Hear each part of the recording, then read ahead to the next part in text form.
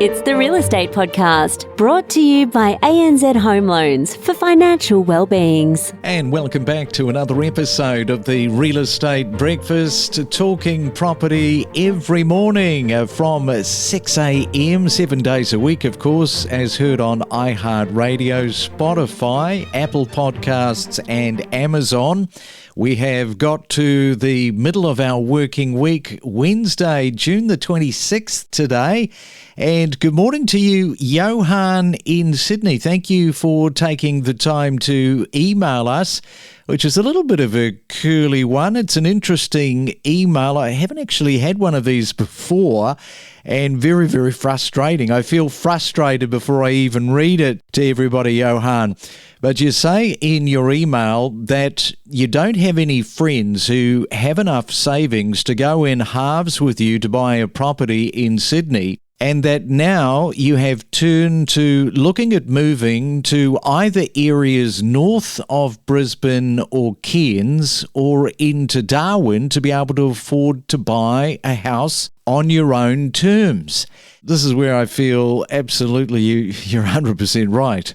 You say that you lost 1 year trying to find somebody to go in with you, and you would have been much better to have moved 12 months ago to save all that growth in property prices and to have already been in your home.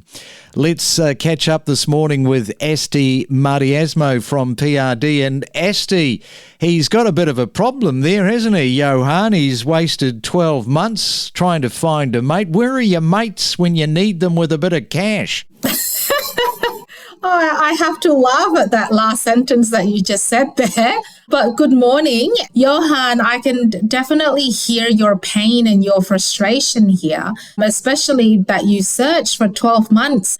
You know, you couldn't find anyone, and now you're having to look at different areas. I'm assuming that you have the ability to work from home, because we are looking at quite a range of places there. You've got northern Brisbane, you've got Cairns, which is more regional, and you've got Darwin. That's quite the markets that you've chosen. He won't be alone here deciding, right, I'm going to move out of Sydney and head north. It is unfortunate that, you spend a 12-month period trying to find a friend that can go in with you. Maybe he found somebody, but they weren't ideally suited for, going in with halves. Because it's one thing to say, hey, I'm looking to go in halves on a property, and then people come forward, but they might not necessarily be in the groove, for somebody you could do that with. Oh, for sure. It's because at the end of the day, it can be unfortunate because you might find someone with the same cash or, the same amount of money, but then you might not be suited in terms of the place that you both actually want to live in, the area, the type of house or unit. And sometimes, even if you are able to find all of that and you can agree on all of that, then also becomes part of the deal on how are you going to handle the financial situation, the legal documents that comes with it. It is possible that, if all of that is checked, you tick those boxes and then you try to go for the loan, it could be that the other person's circumstances or financial habits may actually prevent you from getting a loan together. For sure. Right, let's have a look at the Affordable and Livable Property Guide. This is for the first half of 2024. You released this recently. Brisbane is proving to be the most welcoming capital city, you say, for first home buyers, with 27.6% affordable suburbs for houses and 43.1% for units. And Sydney is the least friendly for houses. Gee, that figure's only just over 11% of affordable suburbs. I know, it is quite scary, isn't it? The way that we actually calculated this is really, really simple. So what we did was we found out the median price for each of those metro areas. So for example, for Brisbane, it was $920,000 for the Brisbane Metro median house price. We basically looked at all of the suburbs in Brisbane and counted how many suburbs has a median house price that is below $920K.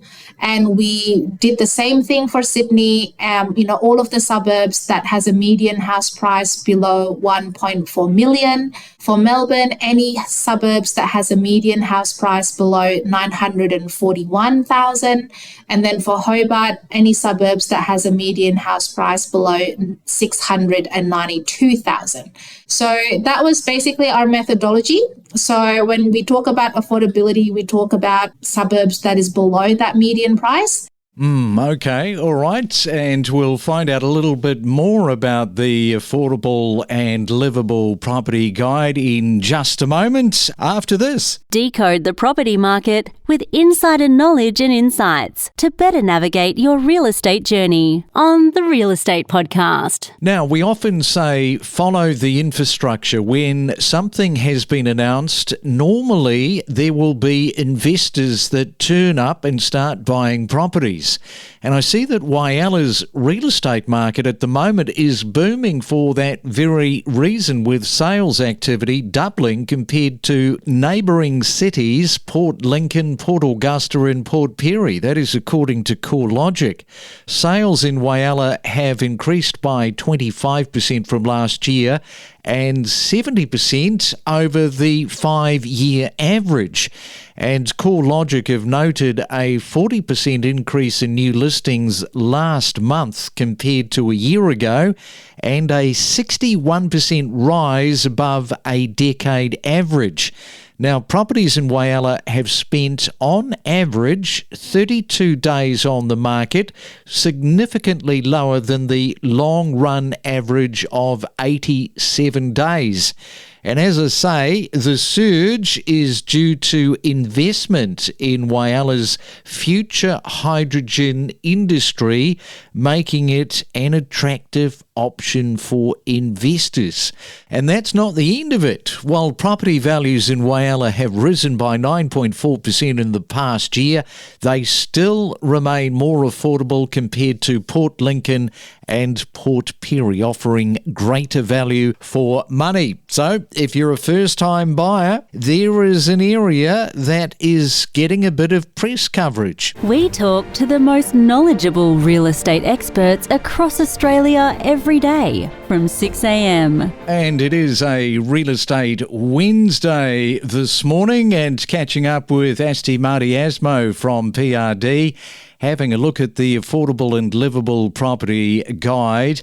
And Asti, choosing affordable and livable suburbs in Brisbane and Hobart, I see that proved to be harder, especially with the new methodology requirement. You now consider the level of residential stock planned due to the housing supply crisis. Tell us a little bit more about that. We've had some feedback of the audience asking us, saying, yes, you have identified places that are affordable, that are livable at the same time, but there aren't any new houses, or there aren't any new units or townhouses that's about to be built in that specific time frame. Because of that, we thought, okay, well, instead of just choosing places that are affordable and livable, which, by the way, is already hard enough, we decided to also make sure that these places have not just land lots being created, because there's actually a lot of that, but ready to sell stock, plan for construction. So that means new houses, new townhouses, and new units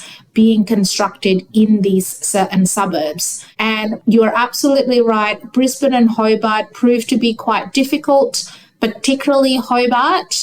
There aren't a lot of new residential developments in Hobart. In Brisbane was a little bit better, but not as much as Sydney and Melbourne.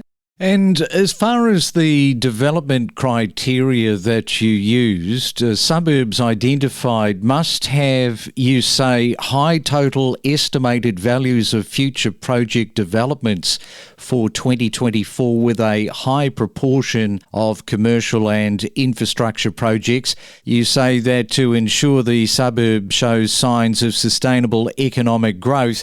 That probably keeps you pretty busy with councils and consents and just sort of tracking the worm down as to where that infrastructure is, so that you can bear proof of that in this livability study of yours. It really does. And the reason why we do have this criteria is because the last thing that we want to do is to send someone or to recommend to an investor, here's an area that is good to invest in, but it's a one-show wonder. So they might have had a really good growth in the past 12 months because of something that has happened in the area or a new development that's happened in the area or whatever else it might be, but there's nothing else to sustain them in the next 2, 3, 5 years down the road.